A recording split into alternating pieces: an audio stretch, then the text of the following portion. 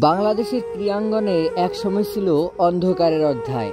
একজন নারী ক্রিকেটার যিনি জীবনে 5 বার অন্যায়ের মুখোমুখি হয়েছেন, কিন্তু কখনো ভেঙে পড়েননি, বরং আরো শক্ত হয়েছেন, আরো দৃঢ় হয়েছেন।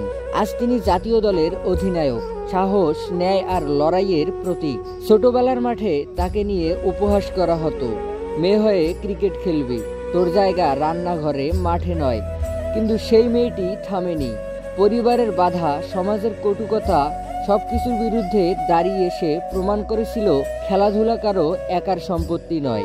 কেরিয়ারের শুরুতেই একাধিকবার অপমান হয়েছেন, হেনস্থা আর অবিচারও হয়েছেন, অথচ মুখ বন্ধ রাখতে হয়েছিল, কারণ সে ছিল মেয়ে। কিন্তু সে দিনের পর দিন নীরবে সহ করলেও মন থেকে কখনো হার মানেনি। একদিন এক ঘটনায় বদলে দিল সবকিছু।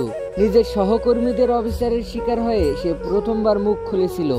চোখের জল, কিন্তু কণ্ঠে ছিল আগুন। সে বলেছিল, আমি নীরব থাকলে কাল আরো অনেক মেয়ে কাঁদবে, আমি নীরব থাকবো না। সেই এক বাক্যেই নড়ে উঠেছিল মিডিয়া, সমাজ, এমনকি বোর্ডও। সমাজের চোখে সে বিতর্কিত, কিন্তু বাস্তবে সে ছিল একজন বীর নারী, যিনি অন্যায়ের বিরুদ্ধে মুখ খুলেছেন, ঝুঁকি নিয়েছেন নিজের ভবিষ্যৎ। তার প্রতিবাদের পর তদন্ত কমিটি গঠিত হয়, কিন্তু প্রমাণের অভাব, রাজনৈতিক প্রভাব আর নীরবতার প্রাচীরে ন্যায় যেন হারিয়ে যেতে বসেছিল। আজ সেই মেয়েটি জাতীয় দলের অধিনায়ক। সে একসময় লড়াই করেছিল সম্মানের জন্য, আজ সেই সম্মান রক্ষায় নেতৃত্ব দিচ্ছে পুরো দলকে। প্রতিটি ম্যাচের পর পতাকা হাতে যখন সে দাঁড়ায়, তার চোখে শুধু জয়ের নয়, লড়াইয়ের গল্প লেখা থাকে। সে এখন শুধু একজন খেলোয়াড় নয়, সে বাংলাদেশের প্রতিটি মেয়ের সাহসের প্রতীক।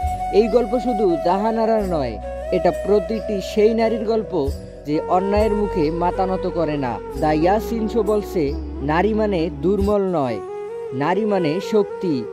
অন্যায় যেই করুক না কেন, প্রতিবাদ আসুক, তবে নিঃশব্দ নয়, বজ্র কণ্ঠে।